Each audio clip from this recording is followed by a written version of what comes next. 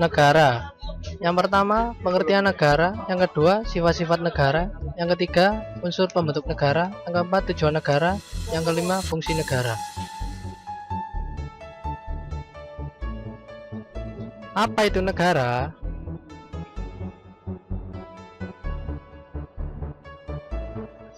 Negara adalah suatu wilayah di permukaan bumi yang kekuasaannya baik politik, militer, ekonomi, sosial, ataupun budaya yang diatur oleh pemerintahan itu sendiri.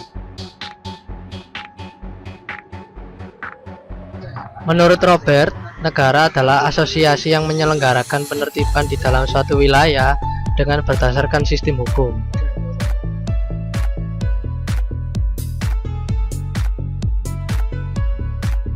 Sifat-sifat negara. Yang pertama, sifat memaksa, yaitu negara mempunyai kekuasaan untuk memakai kekerasan fisik secara legal untuk mencegah timbulnya anarki. Yang kedua, sifat monopoli, yaitu dapat menyatakan suatu aliran kepercayaan atau politik tertentu dilarang hidup karena dianggap bertentangan dengan tujuan masyarakat.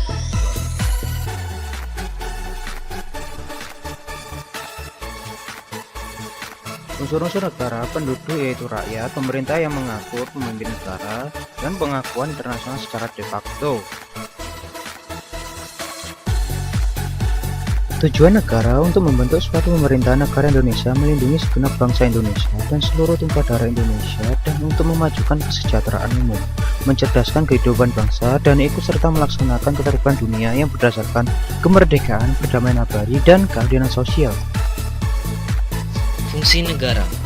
Fungsi negara adalah melaksanakan ketertiban, mengusahakan kesejahteraan kemakmuran rakyat, pertahanan diperlakukan untuk menjaga kemungkinan serangan dari luar, menegakkan keadilan dilaksanakan melalui badan pengadilan. Keseluruhan fungsi negara diselenggarakan oleh pemerintahan untuk mencapai tujuan bersama. Konstitusi. Apa saja konstitusi itu?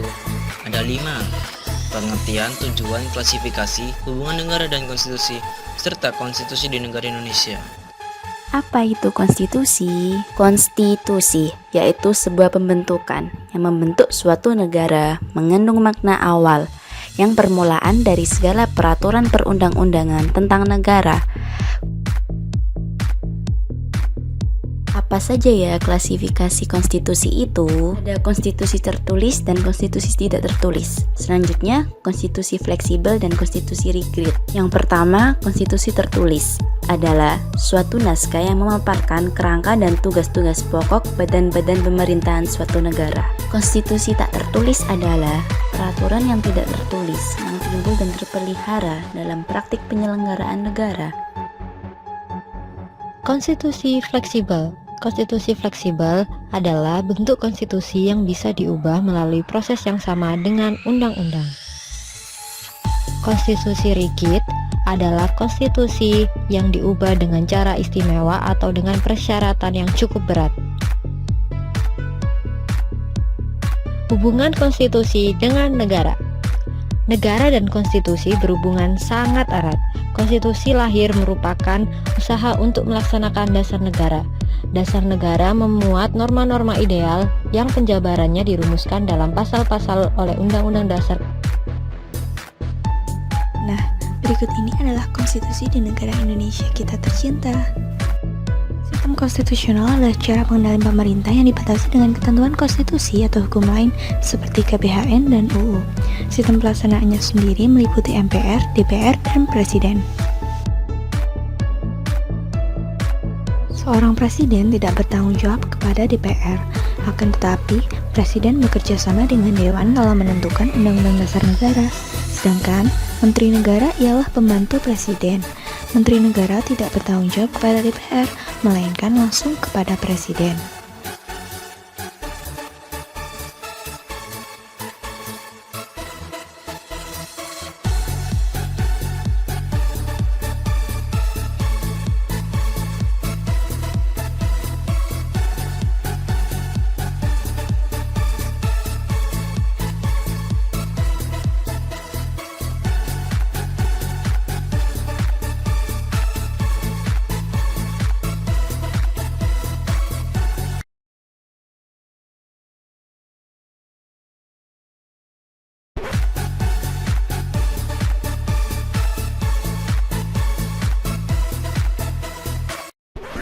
created using Powtoon.